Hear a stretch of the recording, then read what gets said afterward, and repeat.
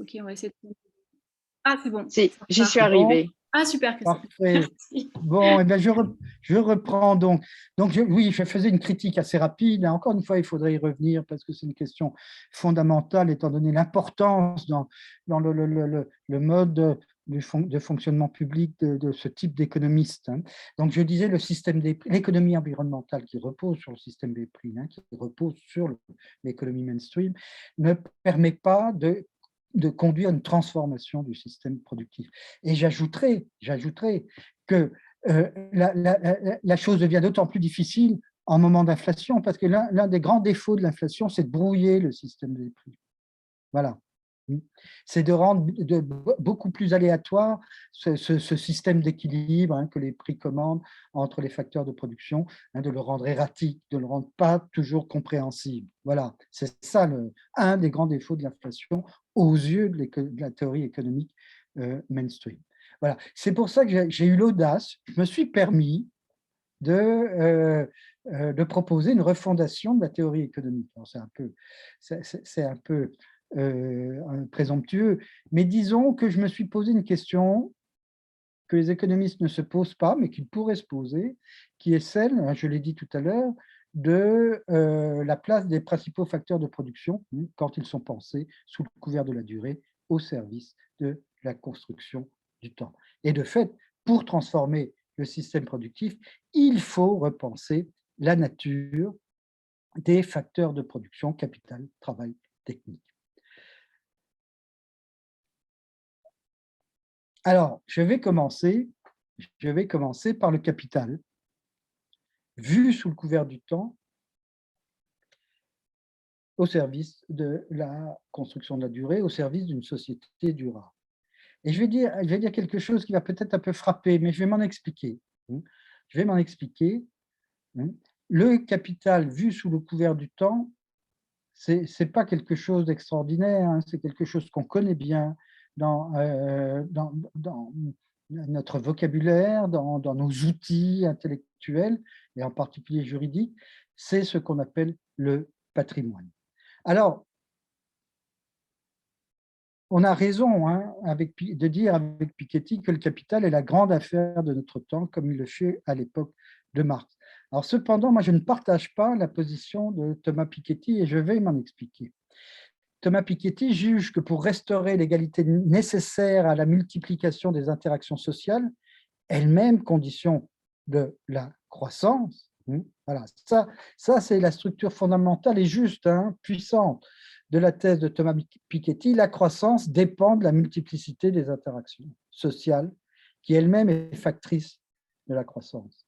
Et pour Piketty, l'égalité sociale est un facteur d'intensification des interactions sociales et donc un facteur de croissance. Voilà, ça c'est le nœud de sa théorie, qui ne remet pas en cause la notion de croissance, mais qui explique simplement que l'égalité est nécessaire pour la croissance. Et par conséquent, Thomas Piketty préconise de dissoudre le capital dans les flux des revenus à travers une augmentation des prélèvements fiscaux en vue de leur redistribution sociale. Alors, ce type de politique favorise sans doute l'égalité sociale et ce qu'on appelle la justice intragénérationnelle, c'est-à-dire la justice au sein d'une société où chaque membre est contemporain des autres. Mais on ne voit pas immédiatement en quoi cette façon d'assurer l'égalité sociale suffira à rendre durable le développement économique, ni à établir la justice entre les générations futures, ce qu'on appelle la justice non pas non pas intérieure, mais intergénérationnelle entre les générations. Alors, si j'étais polémique, je dirais, bon, pour Thomas Piketty, la période de référence, c'est la période 1945-1973, parce que c'est la période où les revenus du travail n'ont jamais été aussi hauts par rapport aux revenus du capital. Voilà. Et c'est vrai que c'est une période de forte égalisation des conditions sociales. Et Thomas Piketty insiste non moins justement sur le fait que depuis les années 80, on retrouve des niveaux et des structures d'inégalité qui rappellent l'Europe d'avant la Première Guerre mondiale, c'est-à-dire une Europe encore très fortement marquée par le modèle aristocratique. Voilà. Bon, ça, c'est vrai, mais cela ne répond pas nécessairement à la question du développement durable. Et moi, je dis que pour qu'il y ait du développement durable, il faut qu'on soit capable de transformer le capital en patrimoine. Alors, on me dira, ah oui, mais capital et patrimoine, c'est la même chose. C'est vrai. Hein. Pour le banquier, votre patrimoine, c'est du capital. Simplement, et je vais faire une simple distinction terminologique. Simplement, le capital est un terme d'économiste, le patrimoine est un terme de juriste. Et cette distinction disciplinaire, en quelque sorte, épistémologique, cette distinction formelle est susceptible d'avoir les plus grandes conséquences. Le capital est lié au court terme, le patrimoine applique un peu plus une idée de long terme. Là, le capital n'a pour fin que lui-même, son propre accroissement, tandis que le patrimoine est, alors je vais utiliser un terme de juriste, le patrimoine, c'est du capital affecté au service d'une mission. Voilà. Cette mission peut revêtir diverses formes. Elle peut viser simplement l'entretien et la conservation de la vie de son détenteur. Voilà, et ça, c'est le patrimoine. C'est le patrimoine privé, c'est le patrimoine qui est quasi identique au capital, et c'est le patrimoine que reconnaît et organise le droit civil. Mais cette mission peut aussi se consacrer à la réalisation du service public. Et alors, le patrimoine, il prend un tout autre nom. Il s'appelle domaine public. C'est ce qu'organise le droit public. Et enfin, la notion de patrimoine sert aussi à favoriser un usage raisonnable par l'ensemble de la communauté internationale d'un certain nombre d'environnements naturels, et vous avez reconnu le patrimoine commun de l'humanité. Voilà. Donc, ces trois notions, elles peuvent sembler dans la pratique un peu distinctes, et en réalité, elles ont la même nature. Et c'est quoi? Eh bien, le patrimoine, c'est du capital institutionnalisé. Ça veut dire quoi du capital institutionnalisé? Ça veut dire trois choses. Alors, je l'ai dit, du capital institutionnalisé, c'est du capital affecté à une mission. Et si on prend au sérieux le développement de ce fameux thème des entreprises à mission que le gouvernement a défendu, dans sa loi Pacte, je crois. Il y a le rapport, j'ai oublié le nom, le rapport Senot-Nota. Senard et Nota. Voilà, voilà. Donc, si on prend au sérieux cette histoire d'entreprise à mission, je dis la première chose à faire, c'est que l'entreprise transforme son capital en patrimoine, c'est-à-dire affecte l'ensemble de son capital à sa mission. Je n'ai jamais vu ça. Bon, voilà. Mais ça c'est du droit. C'est simplement la logique juridique. Le patrimoine, c'est du capital affecté à une mission. La deuxième caractéristique de ce patrimoine institutionnalisé, c'est que c'est un patrimoine qui est protégé. Et le plus simple, je vais être rapide, c'est de prendre l'exemple du domaine public qui est inaliénable, imprescriptible, inviolable, inaliénable, imprescriptible, indisponible, etc. etc. Bon, alors, il y a plus de différents degrés. Je ne vais pas rentrer dans le détail de la domanialité publique, mais il y a cette idée qu'il y a des choses qu'il faut protéger, qu'il faut garder. Alors, j'ai parlé en droit romain, parce que c'est une ressource intellectuelle puissante, qu'il faut garder extra commercium, qu'il faut sortir de la marchandisation de la société. Alors, c'est tout l'inverse de la révolution néolibérale qui nous a dit qu'il faut marchandiser, qu'il faut intégrer l'ensemble des biens dans le système marchand et même le patrimoine naturel à travers l'économie environnementale. Voilà. Et la troisième qualité de ce patrimoine institutionnalisé, c'est que ce patrimoine est appelé à être transmis plutôt qu'à être échangé. Et c'est la base, c'est le fondement de notre responsabilité à l'égard des générations futures. Si on n'institutionnalise pas le patrimoine, on ne le transmettra pas aux générations futures. C'est le fondement de la justice intergénérationnelle. Voilà.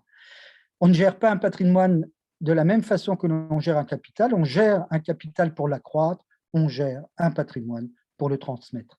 Alors, je vais me permettre une, comment dire, une référence, une citation un peu surprenante, bon, qui est une citation de Marx sur cette question de la transmission. C'est au livre 3 du Capital, qui est un livre assez intéressant. Hein. Vous savez que c'est le livre sur lequel l'écosocialisme appuie son interprétation de Marx. C'est vraiment un livre, c'est le livre vraiment terminal, posthume, hein, mais c'est vraiment un livre finalement qui ouvre une modernité qui n'est peut-être pas présente dans le livre 1, mais bon, on ne va pas parler de ça. Mais en tout cas, j'aimerais vous citer ce passage de Karl Marx sur la question de la transmission. Aucune société, aucun peuple, ni même toutes les sociétés d'une époque prises ensemble ne sont les propriétaires de la terre. Soit. Ils n'en sont que les possesseurs, les usufruitiers, et ils devront la léguer aux générations futures, hein, responsabilité à l'égard des générations futures, ils devront la léguer aux générations futures après l'avoir améliorée. Alors, je vais utiliser un vieux terme du droit que Marx utilise, hein, un vieux terme du droit romain qui est sans doute tombé en désuétude aujourd'hui, mais qui dit tout de même des choses au-delà de sa signification littérale, en bon père de famille. Et Marx utilise même le terme latin en boni patres familias. Voilà. Alors, on laisse tomber les questions de genre. C'est un terme qui, dans la jurisprudence, est un terme extrêmement protecteur et qui implique des responsabilités de gestion de patrimoine qu'on trouve de moins en moins aujourd'hui dans le droit civil. Voilà. Instituer le capital, c'est donc peu à peu retirer de l'échange, retirer du commerce un certain nombre de biens que l'on juge essentiels pour la conservation et la reproduction de la société, hein, ce que les anciens ou au Moyen-Âge, on appelait le trésor, c'est la notion de trésor, hein, trésor public, hein, trésor de la nation, hein, et qui a une dimension non seulement matérielle, mais aussi symbolique. Et ce trésor, hein, ou encore instituer le capital, c'est lutter, toujours pour parler comme Marx, c'est lutter contre les formes primitives d'accumulation du capital, violente, sauvage, sans autre but que son propre accroissement, sans mission sociale, sans volonté de faire œuvre durable. Voilà. Voilà pourquoi il me semble que cette notion juridique de patrimoine devrait modifier notre rapport au capital. Alors, je vais juste dire un mot, parce que ça, c'est un peu long et ça nous porterait un peu loin. Simplement, je dis que la notion de commun est beaucoup plus fragile si on n'introduit pas une notion de capital institué pour les justifier. C'est ce que fait Elinor Ostrom, hein, vous savez, qui est une des théoriciennes anglo-saxonne américaine les plus importantes des communs. Elle introduit une théorie de l'institution et je pense qu'elle a raison, mais on peut en discuter. En tout cas, c'est la seule façon d'éviter la critique, hein, que l'on fait aux communs, la fameuse critique de Garrett Hardin sur la tragédie des communs. Voilà. Bon, mais ça, j'avais un long passage que je vais passer, que je vais laisser de côté. On pourra en parler si vous voulez dans la question. Deuxième point que j'aimerais aborder avec vous, qu'est-ce que le travail sous le couvert du temps au service de la construction de la durée? Alors, la réponse est facile aussi, hein, c'est une réponse que je donne en interne. Pour capital, j'ai donné le terme de patrimoine. Pour le travail, j'ai beaucoup insisté sur la notion de maintenance. Aujourd'hui, on vit, le système productif vit sous l'idéologie de l'innovation, de la disruption, de la destruction créatrice. Mais la réalité de tout système productif, aujourd'hui comme hier, c'est la maintenance. Bon. Et je prendrai je prendrai trois exemples extrêmement courts. La transition agricole est une affaire de maintenance. La question des infrastructures industrielles, c'est une question de maintenance. Et il n'est pas jusqu'aux nouvelles technologies qui sont pourtant le lieu privilégié de l'idéologie de l'innovation et de la disruption, il n'est pas aux nouvelles technologies qui ne soient elles-mêmes une question de maintenance. Voilà. Et donc, la maintenance, elle est présente non seulement dans la conservation de l'outil productif, mais aussi dans sa rénovation, voire dans ses innovations. Voilà. Donc, c'est un terme majeur. Avant d'aborder les trois exemples, agricoles, industriels et nouvelles technologies, je voudrais juste faire un point sur la question du travail. Alors, je ne sais pas si certains d'entre vous se rappellent le débat au sein des primaires du Parti socialiste en 2017. Tout ça est loin, bien sûr, mais tout de même, bon, il s'est dit tout de même des choses intéressantes que j'aimerais très brièvement rappeler. Si vous vous rappelez, il y avait sur la question du travail, vous aviez deux positions. Vous aviez la position, si vous voulez, la position de Jérémy Rifkin, défendue par Benoît Hamon, à savoir la robotisation du système productif va libérer du temps libre, etc., etc. Donc, formidable, on travaille moins. Comme Marx le dit dans l'idéologie allemande, on chasse le matin, on pêche l'après-midi, on lit et on écrit le soir. Bref, bon, une sorte de société automatique un peu rêvée. Et puis, de l'autre côté, c'était Manuel Valls, lui défendait la thèse de ce que l'économiste Alfred Sauvy appelle le déversement, pour signifier que l'évolution de l'emploi, sous l'effet des progrès techniques et de la croissance de la productivité du travail, se traduit par un transfert ou un déversement des emplois d'un secteur d'activité vers un autre. Autrement dit, la robotisation et le progrès technologique va faire naître de nouvelles activités et de nouvelles sources de travail qui va enrichir la société. Bon, eh bien moi je pense que la question du travail, elle n'est ni dans la promesse de robotisation, ni dans la promesse de renouvellement et de croissance des activités productives. La question du travail est celle-ci, c'est-à-dire que plus une société se complexifie, ou si vous voulez, plus elle se robotise, parce que la robotisation implique un niveau de complexification de l'organisation du travail. Plus une société se complexifie, plus cette société a besoin de développer des tâches de maintenance. Et donc, plus vous aurez des robots, plus vous aurez de la maintenance. Voilà. Pas nécessairement des nouvelles activités productives dans une sorte de croissance infinie des besoins, mais il faut du travail pour maintenir le système, pour maintenir déjà l'environnement. Il faut protéger la terre du système productif.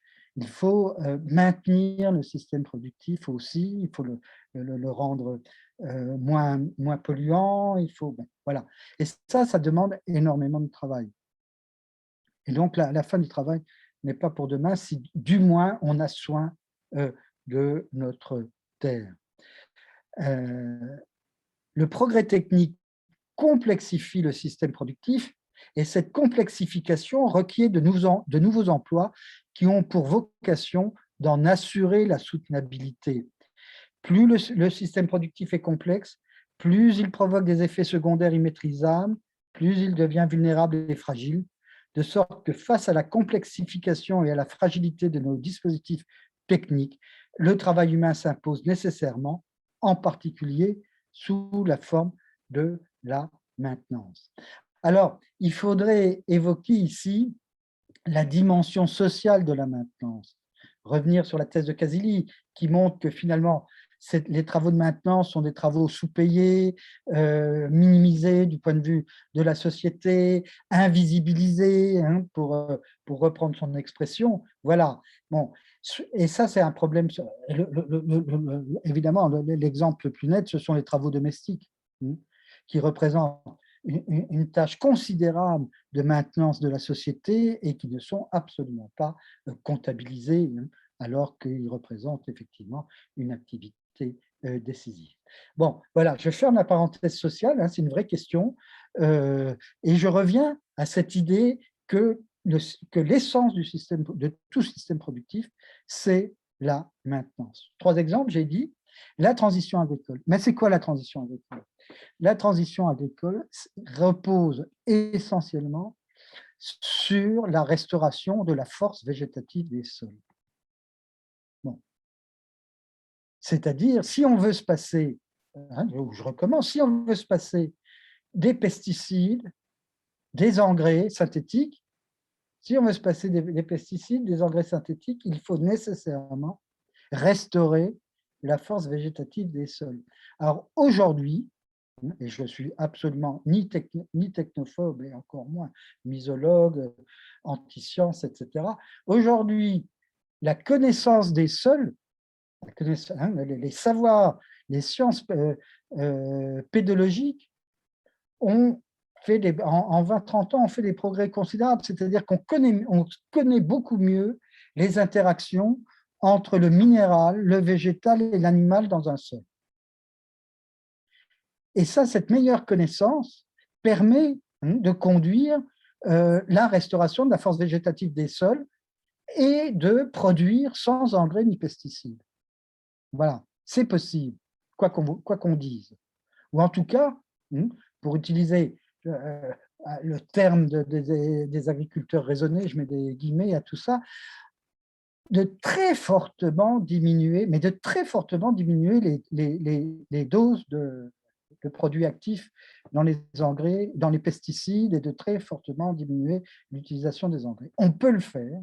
Ce n'est pas une question, comment dire, d'impossibilité technique du tout, c'est une question de volonté politique. On a tous les moyens d'accéder à une agriculture avec très peu d'intrants de synthèse. Bon.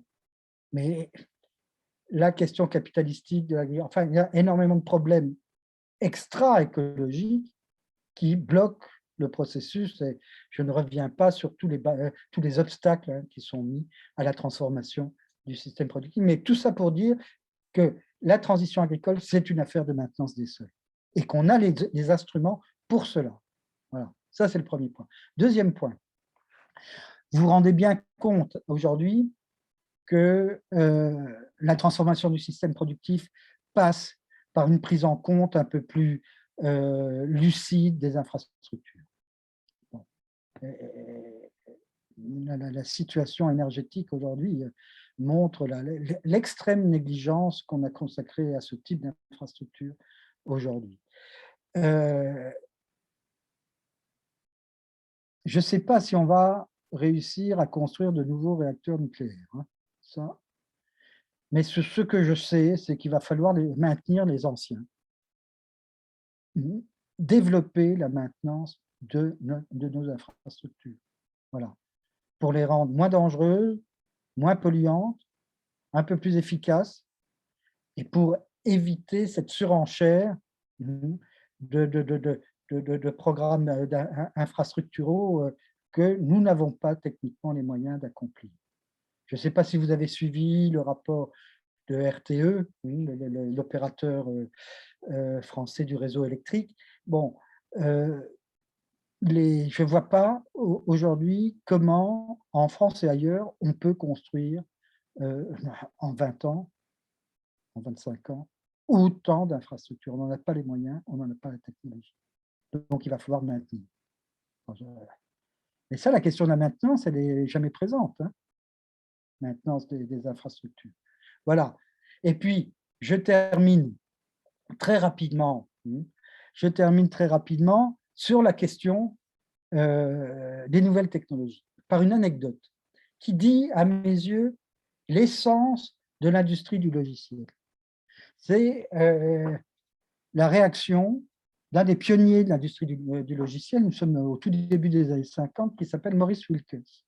Et il dit, avant même d'avoir terminé mon premier logiciel, j'ai compris que j'aurais toute ma vie à gérer ces bugs.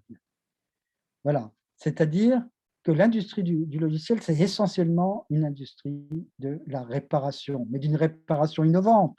Ça, c'est l'exemple même de la réparation innovante, d'une réparation innovante où on répare des défauts et où on améliore le système par ce jeu de modification un peu incrémentale sur un dispositif technique. Voilà, donc en peu de mots, ce que la place de la maintenance dans l'ensemble du dispositif productif. Et puis, je voudrais terminer rapidement sur la question de la technique. Voilà. Au service du temps, pour la construction sous le couvert du temps, pour la construction de la durée. Et je voudrais dire simplement, on va essayer de sortir de l'opposition entre technophobie et technophilie. Parce que je pense que c'est une impasse. Alors, de quelle façon? Eh bien, je vais d'abord dire, la technique, ce n'est pas simplement les technologies. Ou pour le dire autrement, il n'y a pas simplement des techniques de production. Vous avez aussi des techniques d'organisation. Le droit, l'économie sont des techniques d'organisation de la société, d'organisation du système productif, mais ce ne sont pas des techniques directement productives. Et puis, il y a des techniques encore plus fondamentales qui sont ce que j'appelle les techniques d'hominisation, et dont les plus simples sont la lecture et l'écriture. Voilà. Ce sont des techniques, de très vieilles techniques, à partir duquel eh bien, on construit notre rapport au monde. Et alors, si on se dit, ah, mais la technique, ce n'est pas simplement des techniques de production, ce sont aussi des techniques d'organisation, des techniques d'hominisation, qu'est-ce qui fait le lien entre ces trois types de techniques? Ce n'est plus la transformation de la matière. Le droit ne transforme pas la matière en tant que telle. Lire, écrire ne transforme pas la matière. Ça, c'est bon pour les technologies. Mais ça ne dit pas, ça ne rend pas compte de l'ensemble de notre technicité, de l'ensemble de notre rapport à la technique. Ce qui rassemble technique de production, technique d'organisation et technique d'hominisation, c'est que toutes trois ont rapport à l'espace et au temps et sont censées contribuer à faciliter notre maîtrise de l'espace et du temps. Voilà ce qui rassemble ces trois types de techniques. André Leroi-Gourhan, alors on pourrait dire qu'aujourd'hui les techniques de production, elles ont toujours rapport à l'espace et au temps, simplement les technologies tâchent de réduire l'espace et le temps, de l'accélérer, d'intensifier, d'accélérer notre rapport au temps, de compacifier notre rapport à l'espace, alors que les deux autres techniques ont plutôt tendance à essayer de construire du temps, à dilater du temps. Voilà. Donc, il y aurait un conflit entre ces différentes techniques, et en particulier d'une part entre les techniques de production et d'autre part entre les techniques d'organisation et d'hominisation sur notre rapport au temps. Voilà. Alors, il y a peut-être effectivement une crise au sein même de la technicité entre ces différents types de techniques. André Leroi-Gourhan,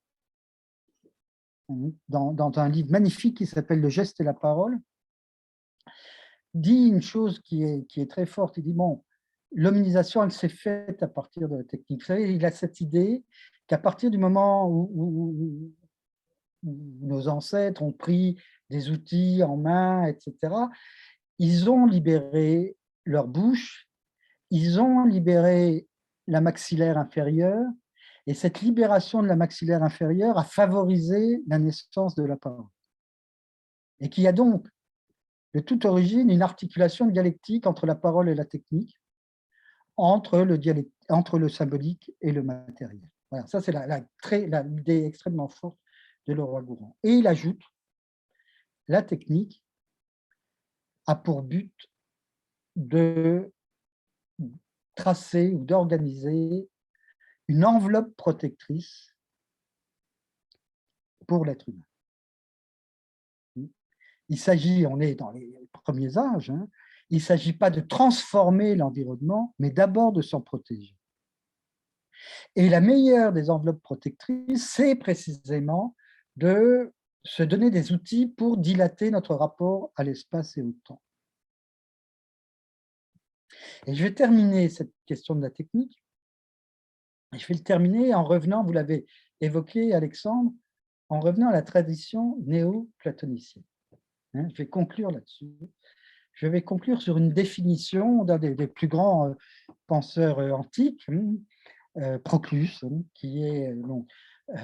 alors, le néoplatonisme, c'est une philosophie formidable parce que c'est une philosophie qui fait la synthèse de quasiment 1000 ans de philosophie antique, platonisme, aristotélisme, stoïcisme, et qui sert de matrice à, quasiment, à plus de 1000 ans de métaphysique occidentale. Bon, c'est un outil considérable. Hein, voilà. Bon, mais je ne vais pas parler de ça, je vais simplement revenir à une définition de Proclus, vraiment l'une des grandes figures de cette école de pensée, de Proclus commentant le Timée de Platon. Et il dit, je vais résumer parce que c'est une démonstration un peu, il y a des analogies, enfin c'est assez subtil, mais je vais être simple. Il dit, la technique a pour but de fixer une limite à l'autoprocession de l'être. Voilà. Et si on considère qu'aujourd'hui, l'autoprocession de l'être, c'est ce qu'on appelle la croissance, ou en tout cas, ou la production telle qu'on la connaît, eh bien, ça veut dire que la technique n'a pas pour but d'intensifier la production, mais de la limiter. Alors, simplement limiter, ça ne veut pas dire la corseter. Limite, dans la pensée grecque, ça veut dire fixer, créer des intervalles, créer du rythme, créer des formes, créer un ordre symbolique. Voilà, c'est ça la limite. Voilà. Et donc, la tâche de la technique, ce n'est pas d'accélérer l'autoprocession de l'être, mais c'est au contraire de la tempérer, au sens le plus fort de la morale antique, au sens le plus fort, tempérer, c'est un terme latin, temperentia, c'est la sobriété, au sens le plus fort du terme. Et ce terme latin de temperentia, il traduit un autre terme grec qui est un terme formidable, c'est sophrosuné. On dit, quand je faisais mes versions grecques, sophrosuné, tempérance, temperentia, tempérance, etc. Non, sophrosuné, alors tempérance ou sobriété, soit. Mais sophrosuné, ça veut dire, ça c'est l'étymologie que donne Platon dans le Cratyle, ça veut dire sotzein ten phronessin, sotzein sauver, ten phronessin, l'intelligence pratique.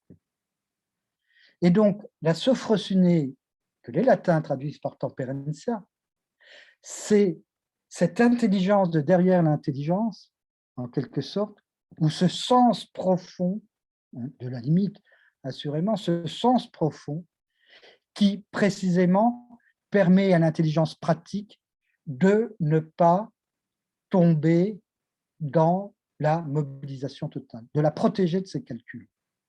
Voilà. Protéger l'intelligence pratique de ses calculs. Et je pense que c'est de... Alors, les latins, Varron pour ne pas le citer, disent « mais temperentia, c'est à la même racine que temps ». Vous voyez, le temps est le lieu où la construction à partir de laquelle on construit notre protection ou notre salut de l'intelligence pratique, à partir de laquelle on protège l'intelligence pratique de ses calculs. La considération du temps est ce à partir de quoi on protège l'intelligence pratique de ses calculs. Voilà donc en quelques mots, je vais arrêter là, en quelques mots, comment on peut concevoir les trois principaux facteurs de production au service de la construction de la durée, pour nous permettre de, à nouveau, retrouver un sens, un rapport à l'espace et au temps qui nous protège de l'autoprocession de la production économique. Merci de votre attention. Merci beaucoup pour cette intervention passionnante. Avant peut-être de passer aux questions, j'avais non pas une question moi-même, mais une dernière relance, parce que j'échangeais justement pendant l'intervention avec Océane Ragoussi, parce que j'ai indiqué que vous intervenez chez nous aujourd'hui, et Océane Ragoussi, qui est éditrice chez AOC, m'a Oui, rappelé que vous aviez publié un texte justement dans AOC le 21 octobre 2021, Signification et limites de la croissance, que je vais mettre d'ailleurs enfin, le lien dans le ah chat oui, et puis bien je pourrais sûr. l'envoyer. Est-ce que justement vous pourriez nous dire deux mots sur votre appréhension justement de la décroissance, parce qu'on a parlé de la productivité, de la production. Évidemment, on parle beaucoup de décroissance aujourd'hui. Nous-mêmes, on ne parle pas tellement côté redirection écologique de décroissance, mais voilà, c'est de plus en plus présent dans le paysage. Est-ce que vous pouvez Oui, juste oui, nous en bien dire sûr. voilà. Eh bien, écoutez, ça va faire la transition parce que il en va du couple croissance-décroissance de la même façon qu'il en va du couple technophobie-technophilie. Hein, je pense que ce sont des oppositions à mes yeux un peu stériles. Alors, je reviens sur technophilie et technophobie, c'est la conclusion de mon petit topo.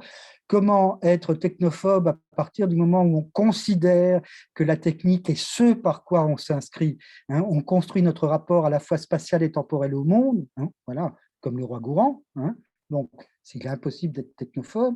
Mais je dirais, mais comment aussi être technophile si on limite la question de la technique aux simples technologies, c'est-à-dire aux simples techniques de production. Hein, voilà. Donc, j'espère là avoir expliqué pourquoi je rejetais cette opposition. Et maintenant, j'en viens à une autre fausse opposition, à mes yeux en tout cas, celle de l'opposition entre croissance et décroissance. Parce que la croissance, c'est quoi au bout du compte? C'est simplement un thermomètre qui mesure la productivité d'un système. Et donc, dans la croissance, on compte ce qu'on veut bien compter. Comme vous le savez, dans les systèmes de comptabilité nationale, on compte plus les flux que les stocks. On privilégie les flux par rapport aux stocks. Exemple. Parce que la croissance n'est rien d'autre que de la comptabilité. C'est-à-dire, il y a une dimension, comment dire, nominale dans la croissance. Ce n'est pas la richesse réelle, on ne sait pas ce que c'est la richesse réelle en réalité. On compte des valeurs. Voilà. Et on compte ce qu'on veut bien compter. Et donc, la croissance, ça nous sert à dire simplement, ah ben le système productif, il marche. Notre système productif, en son état, il marche, il produit de plus en plus, en produisant, il évolue, etc. Et puis ça marche. Bon, voilà. Mais ça ne nous dit pas ce qui est la valeur, ce qui est vraiment en cause, qui est la nature de la richesse, etc., etc. Et encore une fois, on compte ce qu'on veut bien compter. C'est donc, la croissance, c'est un système, c'est une pétition de principe. Bon. Je prends un autre exemple, toujours de comptabilité, là, de comptabilité d'entreprise. Les comptabilités d'entreprise comptent au passif les contrats de travail. Bon. Il ne vous échappe pas qu'un club de foot, par exemple, ou une maison d'édition, sa valeur patrimoniale repose essentiellement sur ses contrats de travail. Ce n'est pas du passif, c'est du capital. Mais les comptabilités d'entreprise, je ne parle pas des clubs de foot, les comptabilités d'entreprise ne considèrent pas leurs contrats de travail comme des biens, comme des ressources, comme du patrimoine. Donc, on voit bien que le travail, dans ce type de comptabilité, qui est la comptabilité standard, apparaît comme du passif. C'est tout un pli de l'esprit qui est mis en valeur ici. Et donc, tant qu'on n'est pas au clair sur les présupposés, sur les postulats de nos systèmes de comptabilité, ne parlons pas de croissance, mais parlons des outils qui calculent la croissance, parce que c'est là où la croissance se trouve. Évidemment, c'est dans les outils de calcul de la croissance. Sans ces outils, on n'a pas de chiffres. Donc, c'est dans les postulats des outils de la croissance qu'il faut conduire la critique. Et si on modifie, j'en ai parlé déjà pour les missions à entreprise, le fait que finalement, dans la comptabilité, ça ne changeait rien, les entreprises à mission, qui ne changeaient absolument pas leurs outils, alors que leur projet devrait les conduire à changer leurs outils, et en particulier leurs outils de comptabilité. Voilà, autrement, c'est un mensonge. Bon. Donc, si vous changez les outils de comptabilité, si les outils de comptabilité mettent en valeur le travail ou mettent en valeur cette notion de patrimoine que j'ai essayé de délimiter, si ces outils mettent en valeur de la maintenance, eh bien, vous aurez de la croissance. Non pas de la croissance qui use le monde, mais de la croissance qui, au contraire, le maintient. On pourra mieux calculer, par exemple, le poids de la maintenance dans le système économique. Mais les comptabilités standards ne le font pas. Voilà. Et c'est pour ça que l'idée de décroissance, pour moi, c'est une idée défaitiste, parce que ça consiste à dire, finalement, on reste dans un système standard, mais on va moins en faire. Et je prends l'exemple de Shift Project, de Jean Covici, qui nous dit, on va garder le nucléaire, mais on va moins produire. Donc, on garde le système productif, et on produit moins. Je pense que ça manque d'ambition. Voilà, c'est tout.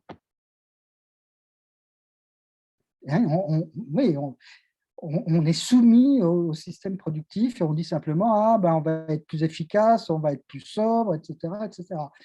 Mais si on dit ça, c'est simplement pour maintenir le système productif. Or, aucun système productif, tout système productif évolue. Simplement, dans quel sens, ça, c'est autre chose. Mais si, et c'est un peu le sens de mon travail, si on réfléchit aux outils, aux instruments de la transformation du système productif, on peut peut-être le faire évoluer différemment que sa pente naturelle peut le conduire, que son autopossession, pour parler comme un néoplatonicien, à laquelle l'autopossession peut conduire ce système productif. C'est pour ça, je dis, on laisse tomber croissance-décroissance et on dit travaillons sur les systèmes de comptabilité nationale et sur les systèmes de comptabilité d'entreprise. Ça me semble, par exemple, une question fondamentale. Et pour revenir à ce que nous disions tout à l'heure, il faut re-questionner tous les outils de la théorie et de la pratique économique contemporaine. Ça ne veut pas dire tous les jeter à la poubelle, je n'ai pas dit ça, mais les modifier, les questionner, mesurer les postulats idéologiques qui sont derrière eux, les imaginaires sociaux qu'ils portent sans jamais les exprimer, etc., etc. Un travail de critique qui est le travail du philosophe qui nous revient. Merci beaucoup. Et c'est vrai que j'ai souvent l'habitude de dire qu'on compte, alors pas dans tous les pays et pas forcément en France, mais dans d'autres pays, on compte par exemple la prostitution et le trafic de drogue dans le PIB. Il n'y a pas de raison qu'on ne puisse pas compter la capacité à durer des écosystèmes ou à persister finalement. Voilà. Mais ça, ce que vous dites est fondamental, parce que l'économie est amorale. On appelle ça science morale. Et c'est bien, ce n'est pas une critique, c'est sa nature. Après, il y a du droit, après, il y a d'autres choses. Mais elle est amorale et effectivement, finalement, alors là, je vais être un peu polémique, ceux qui intègrent l'argent gris, l'argent noir, c'est décisif, la place de ce type de… Alors, l'argent gris, argent noir, c'est de l'argent qui est impatrimonialisable, qui échappe à la patrimonialisation. Voilà. Et ceux qui comptent, et c'est la vérité de l'économie, ceux qui comptent ce type d'activité, ce sont aussi ceux qui promeuvent les nouvelles monnaies, les crypto-monnaies. Voilà. Et les crypto-monnaies, ça a pour but de mieux intégrer dans l'économie l'argent gris et l'argent noir. Et donc de lui donner un effet de vérité. Et c'est d'ailleurs pas si éloigné des questions que posent les féministes, par exemple, sur la question de l'économie du quotidien, de l'économie du foyer, etc. etc. On est vraiment sur des zones… Mais ça, c'est fondamental. Et surtout, moi, comme vous le savez, la question de la maintenance m'importe beaucoup. J'ai un peu travaillé là-dessus. Et la question de l'économie domestique, c'est une question essentielle de la maintenance. Voilà. Merci encore. On peut ouvrir, je pense, maintenant les questions plus largement. Donc, n'hésitez pas à poser vos questions à Pierre Quay. On a jusqu'à 19h. Voilà, on ne va pas dépasser parce qu'après, ça va faire tard pour tout le monde. Mais n'hésitez pas à intervenir. Et puis, n'hésitez pas aussi, ce faisant, à ouvrir votre caméra, comme ça sera plus agréable pour échanger et discuter. Donc, je ne sais pas si quelqu'un veut commencer. Sinon, moi, j'aurais plein de questions, hein, mais allez-y, allez-y.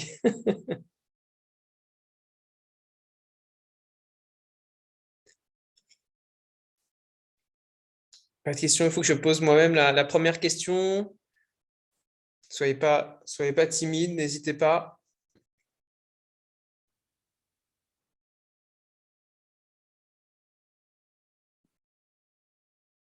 Eh ben, je vais poser une question alors. Je vais poser une question par rapport à cette question, l'enjeu de la maintenance, justement, sur lequel vous avez beaucoup insisté. Et en fait, pour moi, c'est un enjeu qui est extrêmement proche, finalement, de ce que j'essaye de thématiser autour des communs négatifs et de ce qu'on essaie de penser d'ailleurs en termes de fermeture, puisque la fermeture qu'on pose n'est pas une fermeture en fait définitive, c'est une manière d'hériter de quelque chose et en fait d'assurer une maintenance derrière qui peut être une maintenance sous forme presque de soins palliatifs, qui est une forme finalement extrême de maintenance, mais qui est quand même une forme de maintenance, qui n'est pas du tout une forme d'abandon. Ce qui peut effectivement peut-être passer parfois au second plan lorsqu'on pense à la fermeture ordinaire. Et c'est vrai que y a cette objection qui est faite parfois aux approches de la maintenance, justement, de maintenir des choses qu'il faudrait abandonner et d'être donc de ce point de vue-là problématique. Mais je pense effectivement, j'ai l'impression, enfin, je vous demande votre avis par rapport à ça, qu'on peut tout à fait tirer la maintenance aussi de ce côté-là, du côté en fait de ce dont on hérite, et qu'en fait il faudrait presque décorréler cette question de la maintenance, de savoir si on maintient dans le temps ou alors si on maintient pour aller plutôt vers une fin de ce dont on hérite, mais qu'en fait la question de la maintenance est plus générique finalement que ça, qu'elle est presque agnostique en fait par rapport à ce destin-là. Oui, ben, pour reprendre les trois exemples que j'ai donnés, je pense qu'à chaque fois, la question de la maintenance se pose différemment. Bon, la question de la restauration de la force végétative des sols, elle est incontournable et elle pose énormément de problèmes parce qu'il y a une résistance économique et politique. Mais du point de vue des outils, nous avons tout ce qu'il faut. Alors là où ça devient effectivement extrêmement sensible, et là où on retrouve vos problématiques, Alexandre, c'est la question des infrastructures. Ça, c'est une question extrêmement difficile. C'est vrai que, bon, comment fermer une centrale nucléaire? C'est une question extrêmement difficile, à la fois techniquement, socialement. Bon, et comment faire en sorte que des friches redeviennent vivables, des friches industrielles? Ça, c'est des problématiques qui sont présentes partout. Oui, ça, ce sont des questions extrêmement difficiles qui demandent beaucoup de savoir-faire architectural souvent, et qui, à chaque fois, posent des problèmes spécifiques. Voilà. Bon. Et puis, avec les nouvelles technologies de l'information et de la communication, j'ai simplement voulu signifier une chose, c'est-à-dire que la maintenance peut aussi engendrer de l'innovation. Voilà. Mais pas de l'innovation disruptive. L'innovation qui est faite, j'ai parlé d'innovation incrémentale, qui est faite de déplacement, enfin qui est tout de même un art de déplacer les choses pour arriver à des points inédits. Voilà. Et ça, je pense que c'est aussi une des tâches de cette maintenance, qu'à partir de ce soin donné aux choses, on trouve de nouvelles choses. Je ne veux pas tomber non plus dans une sorte de monde totalement arrêté et fermé. Simplement, je pense que le soin donné aux choses peut être aussi un facteur de renouvellement et de modification de notre rapport au réel. Voilà. Donc, ce n'est pas simplement un enfermement sur la conservation. Voilà. Donc, avec ce modèle des nouvelles technologies de l'information et de la communication, j'ai voulu montrer que la maintenance n'était pas simplement de la conservation de l'existant. Oui, puis je pense que c'est un très bon exemple aussi pour illustrer le fait qu'on n'est pas dans une opposition non plus, qui a été thématisée récemment Je pense au livre de Geneviève Pruvot, qui est intéressant par ailleurs, mais qui thématise très fortement une opposition entre des savoirs vernaculaires et puis des savoirs spécialisés, alors qu'on voit bien que dans ces formes-là d'innovation, on est dans autre chose, on est dans quelque chose de beaucoup plus hybride, de beaucoup plus… voilà. Mais reprenons l'exemple agricole, hein, qui m'intéresse fortement. Bon, c'est pas le retour aux vieux modes culturaux, hein, qui ont leurs défauts, hein. Le labour use beaucoup la terre. C'est un mélange avec des vieilles traditions, hein. Les exploitants de la ferme du Bec-et-Loing travaillent beaucoup sur les manuels de maraîchage parisiens du 19e siècle. Bon. Et c'est vrai. Mais cela repose aussi, je l'ai dit tout à l'heure, sur les progrès de la pédologie, sur le fait qu'on a une meilleure compréhension des rapports entre l'animal, le végétal et le minéral. Hein. Bon, ça, ce n'est pas de la low science. Hein. Et de même, je veux dire, je veux dire, on n'est pas condamné à la low-tech non plus. Je veux dire, des systèmes extrêmement sophistiqués peuvent nous permettre de résoudre des problèmes d'usure du monde. Voilà. Il n'y a pas de parti pris, si vous voulez. Il faut mélanger les différents apports. Ça, c'est ma position.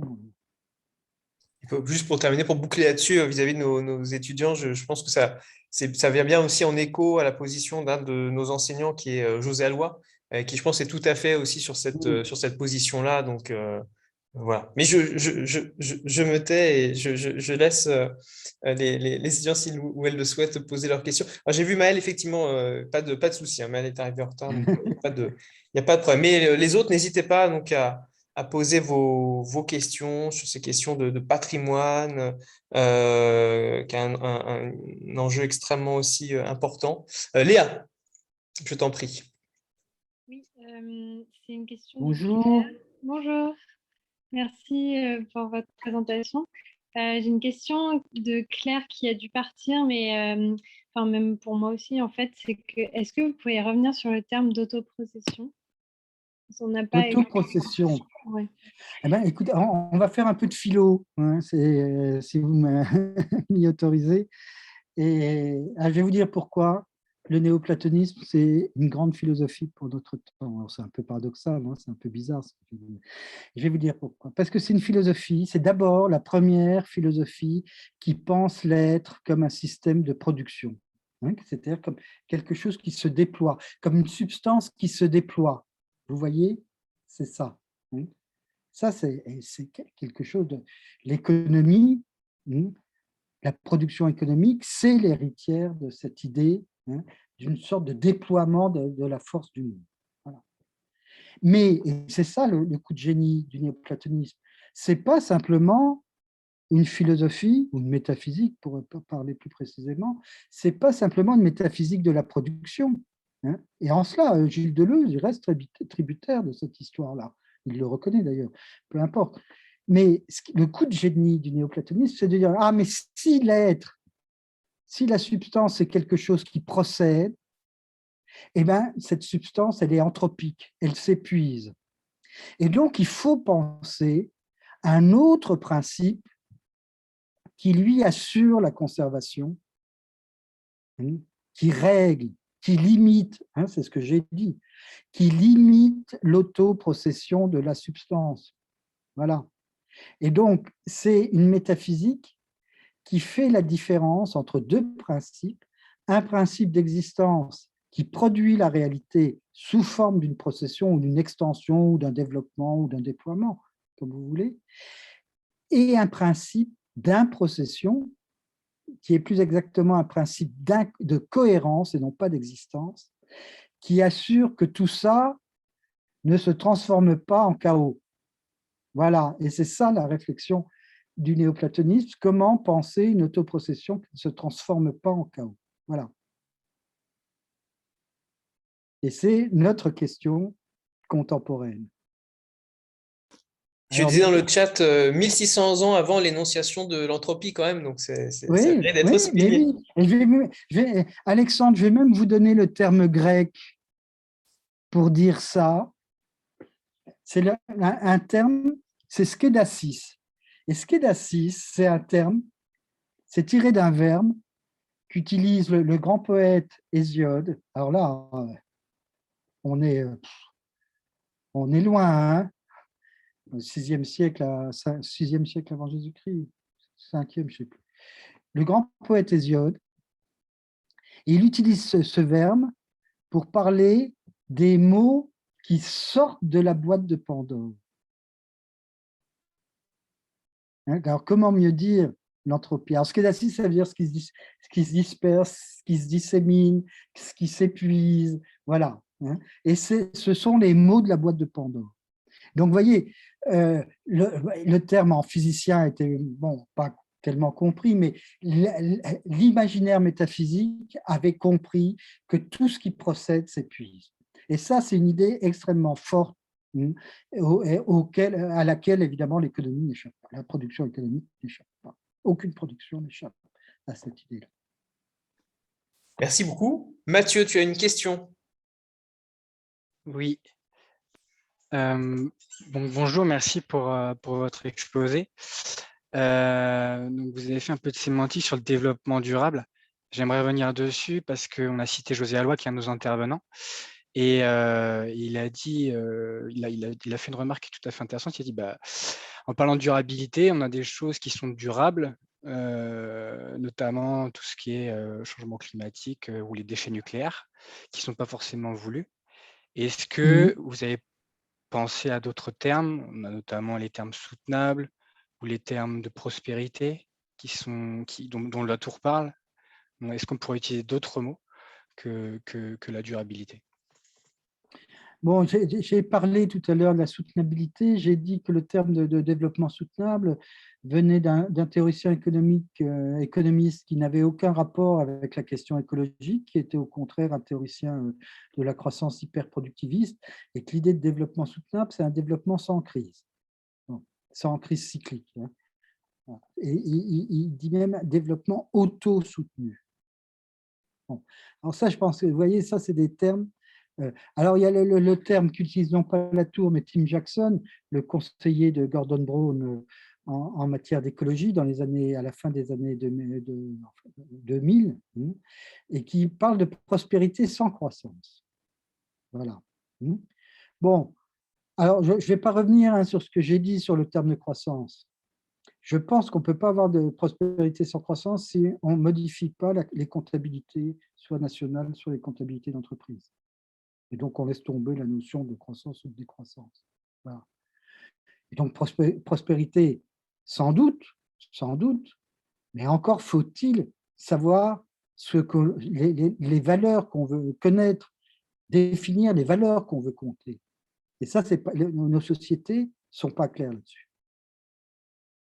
Et je dirais même que l'ambiguïté sur les valeurs que l'on veut compter explique l'extrême duplicité des politiques publiques en matière de développement durable.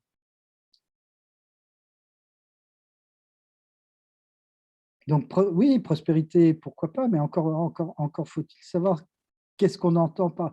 Moi, si vous voulez, je vais faire un petit bond historique. J'ai beaucoup travaillé, Alexandre le rappelait, j'ai beaucoup travaillé sur la Renaissance, j'ai beaucoup travaillé sur l'architecture à l'âge humaniste et classique. Bon. Alors moi, il y a une chose qui m'a frappé. Si vous faites un peu attention à l'histoire économique de cette période-là, qui va de 1400, 1350, 1400, jusqu'à la fin du XVIIIe, en tout cas jusqu'au début du XVIIIe, et là, vous vous rendez compte que c'est une époque sans aucune croissance économique. D'abord parce qu'il y a eu un choc démographique incroyable avec les pestes noires au XIVe siècle. Exemple, la Toscane, qui a été pourtant le berceau de la vie du commerce et de l'économie médiévale, la Toscane, Florence, Gênes, enfin, la Ligurie, Florence, Pise, etc. Sienne. La Toscane retrouve sa population de 1300, ne retrouve sa population qu'en 1850. Là, quel choc démographique, hein. Et personnellement, je ne vois pas comment on peut, dans les systèmes d'Ancien Régime, ce que j'appelle les économies à basse énergie, je ne vois pas comment on peut avoir de la croissance sans croissance démographique. La preuve en est, c'est qu'on commence un peu à calculer de la croissance au XVIIIe siècle parce qu'on a de la croissance démographique, en particulier en France. Voilà. Et par exemple, en Toscane, hein, le choc est fort. Hein.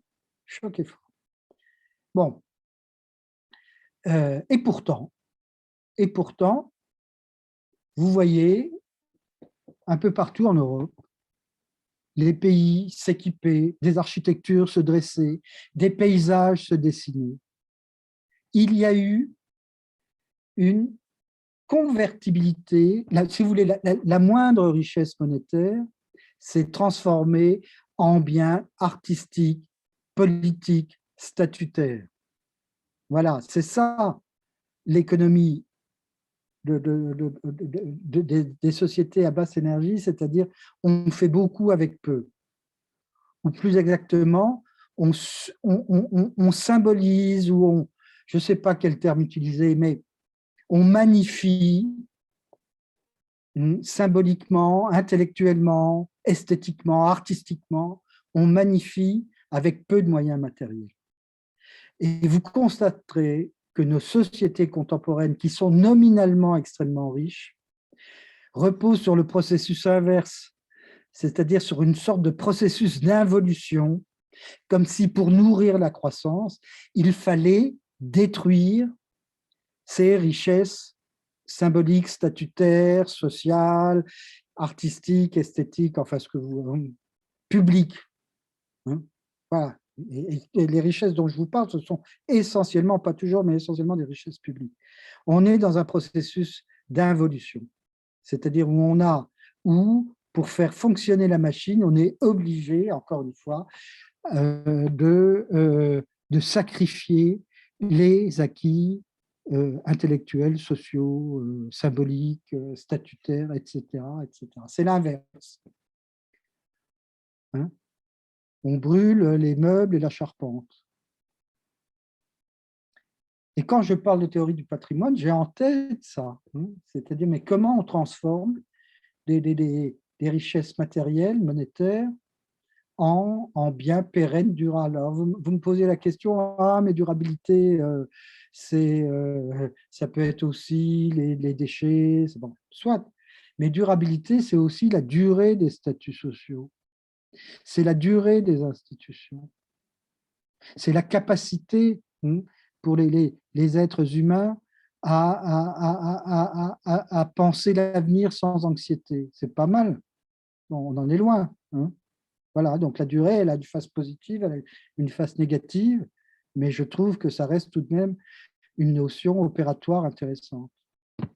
Et en particulier dans les sociétés à basse énergie, dont la force, dont l'énergie n'est rien d'autre que leur capacité à construire de la durée. Voilà la grandeur de ces périodes, quelle que soit, hein. Par ailleurs, la dureté de ces sociétés, voilà aussi leur grandeur. Et nos révolutions industrielles à partir du 19e siècle, elles reposent sur quoi? Eh bien, elles reposent sur cette longue accumulation patrimoniale des sociétés à basse énergie. Alors, c'est vrai que la rencontre entre les hautes énergies et l'accumulation patrimoniale des sociétés à basse énergie a créé un effet de civilisation extrêmement puissant. Simplement, aujourd'hui, on est au bout de cet effet de civilisation, tout simplement parce qu'on a cramé, pardonnez-moi l'expression, parce qu'on a cramé l'accumulation patrimoniale des sociétés à basse énergie. Et il faut méditer, je ne sais pas s'il faut le souhaiter d'ailleurs, je ne sais pas si on va retourner à des sociétés à basse énergie. Et encore une fois, je ne sais pas s'il faut le souhaiter. Hein, mais en tout cas, il faut méditer ce qu'ont fait les sociétés à basse énergie et à circulation monétaire réduite hein, ce qu'elles ont réussi à construire. Voilà. Ça, c'est un objet de méditation historique considérable. Et c'est la raison pour laquelle j'ai travaillé sur les architectures à cette époque qui témoignent, hein, de cette transformation symbolique des richesses matérielles et monétaires. Et qui d'ailleurs est un objet d'inspiration beaucoup plus que de retour en arrière, en fait, c'est ça Oui, aussi. oui, oui. C'est pas, encore une fois, je veux dire, bon, je parle peut-être qu'on va revenir à des sociétés de basse énergie, hein, j'en sais rien, hein, mais ça sera sous la contrainte, assurément.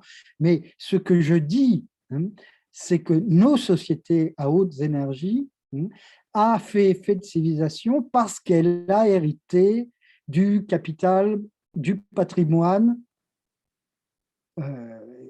à la fois matériel et symbolique des sociétés à base d'énergie. Et je considère que c'est l'histoire de la sobriété ou de la tempérancia ou de la sophrosyné, c'est que garder en tête ce que peut être une société à base d'énergie, c'est utile pour piloter nos sociétés contemporaines. Voilà. Alors, je vais mettre dans le chat quelque chose qui, je pense, est un article d'un journal canadien. C'est du Globe and Mail qui parle en fait de la forme que prend, mais la forme dégradée en fait que prend cet héritage patrimonial, puisque c'est un article qui explique, alors je le mets dans le chat tout de suite, je trouve très intéressant parce qu'on est vraiment à la frontière entre ce que vous décrivez et en même temps la situation dégradée qui est la nôtre, comment les enfants aujourd'hui, enfin les enfants, les adultes, mais qui sont forcément encore des enfants au Canada de la génération actuelle, vont hériter en fait du plus grand patrimoine dont on n'a jamais hérité au Canada, mais en fait c'est un patrimoine en toc.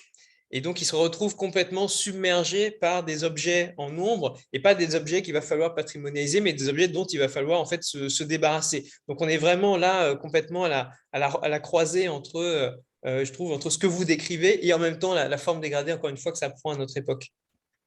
Oui, mais c'est exactement ce que j'ai. Je vous remercie, hein, Alexandre. Alors, j'essaye de. J'y arrive, je ne suis pas très adroit. J'essaye de télécopier vos très bons conseils.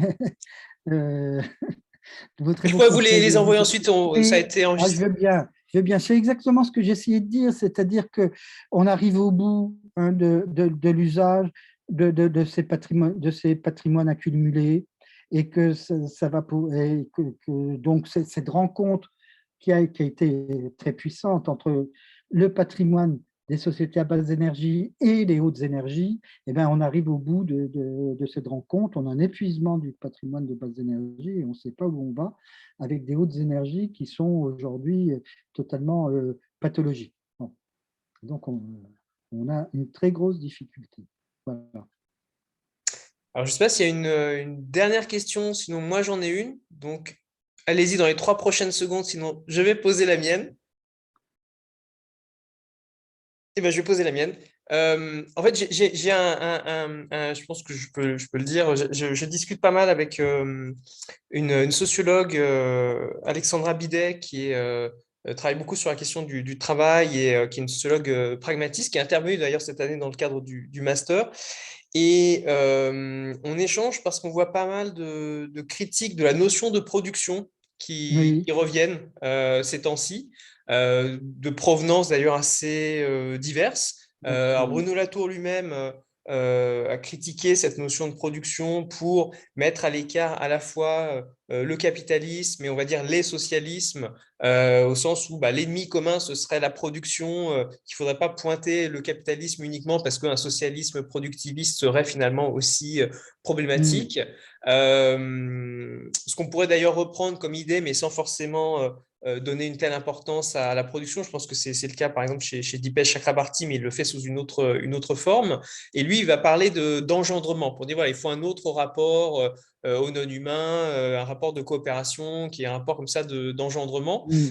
Et c'est une idée qui est un petit peu poussée à l'extrême. Alors, d'une manière peut-être un peu problématique, mais notamment dans un livre récent, alors que je n'ai pas lu, mais j'avais lu un article qu'il avait écrit de Dusan Kazic, où il écrit grosso modo, puis il en a parlé à la radio, que les agriculteurs sont dans un rapport vis-à-vis des plantes, qui est un rapport de coopération, qui sont un peu les plantes qui décident de faire ce qu'elles veulent faire, et il n'y a pas de rapport de production. Voilà, voilà on est d'accord, et du coup, on est espèce de… Mais on ne comprend plus où est la production, en fait. Ce qui est de l'ordre de la production, ce qui n'est pas de l'ordre de la production, on essaie de liquider l'idée, mais on ne sait plus trop bien où on en est. Est-ce que, voilà, comment vous vous positionnez par rapport à ces critiques qui reviennent? Il y a une espèce de musique d'arrière-plan, on veut se débarrasser de la production. J'imagine assez bien que ce n'est pas votre position, mais voilà, comment vous les accueillez, justement, ces critiques? Oui, bah, d'une part, parler de l'engendrement, hein, bon, on voit bien, c'est ce que j'appelle le modèle Gaïa revisité, hein, revisité par Latour. Modèle Gaïa de Lovelock, trop organique, trop fermé, donc on va y mettre de la multiplicité, de l'ouverture, enfin vous voyez tout ce discours. Bon, maintenant, la question de l'engendrement, on reconnaît bien là les écrits d'Heidegger sur Fusis et Techné. Et Heidegger dirait, le dira, a dit, non pas seulement. Bon, ça reste la question de la production. Mais la production vue à travers la physis des Grecs, etc. Donc, et moi-même, si vous voulez, dans Critique de la destruction créatrice, j'ai avancé la notion d'introduction. Mais je l'ai avancé de façon dialectique, en relation avec la production. Donc, ce sont des différents modèles philosophiques ou métaphysiques qui dialoguent entre eux. Donc, c'est pas… Mais je considère qu'en revanche, là, j'étais un peu polémique, j'ai parlé de l'hypothèse Gaïa, ça, je considère que c'est un modèle faible. C'est un modèle faible parce que, je vais être un peu polémique, je vais être doublement polémique, et puis on va conclure là-dessus. Première polémique, le biotope humain, c'est pas la terre, l'eau, l'air, etc. C'est l'espace-temps. Et c'est à travers l'espace-temps que nous médions notre rapport aux éléments, à ce qu'on appelle la nature, la physique. Ça, c'est le premier point. Bon, si on m'accorde ça, alors on va pouvoir discuter sérieusement sur la question de la production. Bon. Et le deuxième point, alors là, je vais être extrêmement polémique, c'est que le marxisme français, surtout français, mais pas seulement, mais surtout français, depuis les années 50, n'a pas ouvert un livre d'économie. C'est-à-dire que le capital, profondément, le geste fondamental de Marx, c'est un geste considérable d'intelligence, hein, pas simplement par ses enjeux politiques, mais par cette prise, cette compréhension de l'émergence d'un nouveau savoir total qui va transformer le monde et qui s'appelle l'économie et qu'il saisit à la racine. C'est rien la science économique enfin, c'est pas grand-chose par rapport à la place qu'elle occupe aujourd'hui. Et Marx a saisi à la racine et en démontre d'innombrables mécanismes. Vous voyez, ce geste fondamental dont on a besoin aujourd'hui, les marxistes français ne l'ont jamais fait. Ils n'ont jamais ouvert un livre d'économie. Et c'est pareil pour Latour. J'ai dit que j'étais extrêmement polémique. Voilà. Je ne vous entends pas. Il nous invite d'ailleurs à déséconomiser. Donc, Oui, mais non, mais parfait. Mais je veux dire, je ne vois pas comment on peut déséconomiser sans faire une critique, comme Marx l'a fait. Et quelle critique! Trois immenses volumes plus les textes. Enfin, bon, sans doute pour déséconomiser, mais il fallait faire ce travail-là. Alors que écrire 80 pages en disant on va déséconomiser, merci, non, mais voilà. Donc, mais ça, c'est une question qu'il faut. Pourquoi finalement l'essentiel de la tradition intellectuelle française a fait l'économie de l'économie, si j'ose dire. Et donc a rompu brutalement d'un point de vue intellectuel et épistémologique avec Marx. Je vous laisse sur cette question. Merci beaucoup. Mais c'est voilà, une interrogation, je pense, extrêmement importante et ça rejoint d'ailleurs des réflexions de notre collègue Emmanuel Bonnet, hein, qui est aussi lui-même perplexe face à cette notion de déséconomie quand justement on doit hériter de certains modèle économique, modèle d'affaires et mettre un petit peu les mains dedans pour Oui. comprendre ce qu'il est possible de faire. Donc, oui, là-dessus, je pense qu'on est tout à fait alignés. Il y a un gros travail à faire, Oui. mais qui reste encore à… Et pour reprendre ce que je disais, on ne va pas déséconomiser, mais on va faire un travail encore plus difficile. On va transformer les systèmes de comptabilité. Tout à fait. Tout à fait. Alors ça, c'est une autre affaire, hein, beaucoup plus difficile que de regarder l'Avatar de Cameron. Hein. Et je signale d'ailleurs à ce sujet que la ville de Grenoble a organisé un forum il y a quelques jours ou quelques semaines, parce que le temps passe vite, consacré justement aux nouvelles formes de comptabilité. Oui. Et voilà, avec notamment autour des travaux d'Alexandre Rambaud, Oui. Clément Fégère et d'autres. Il me semble que les vidéos sont en ligne, donc je les retrouverai, je les enverrai. Et il me semble aussi que la revue Horizon Public consacre un numéro à cette question. Voilà. Mais je pense que c'est une question qui commence vraiment à émerger aujourd'hui. Hein. Ça fait depuis quelques années déjà que certains de nos collègues y travaillent et c'est une question, à mes yeux, fondamentale. Mais j'espère qu'on aura l'occasion, Alexandre, de revenir sur les questions proprement économiques. Et il me semble que pour refaire ou en tout cas dialoguer avec Marc sur ces questions d'économie, c'est fondamental. Tout à fait. Et peut-être… Pour terminer là-dessus, je note le grand terme aussi qu'utilisent les économistes ou ceux qui étudient l'économie aujourd'hui, c'est le terme d'actif. Et je trouve que même métaphysiquement, c'est un terme assez intéressant. Non, mais les postulats philosophiques, voire métaphysiques que charrie l'économie, mais c'est un monde incroyable hein, et on est insuffisamment attentif à ça. Tout à fait. Ben merci encore en tout cas, c'était un vrai plaisir d'être ensemble, au plaisir de poursuivre l'échange et la discussion. Et voilà, merci encore et merci de nous autoriser à publier l'échange et le faire vivre ailleurs. Merci, à bientôt Alexandre. À bientôt. Merci encore. À bientôt. Merci pour votre présence. Merci de votre attention.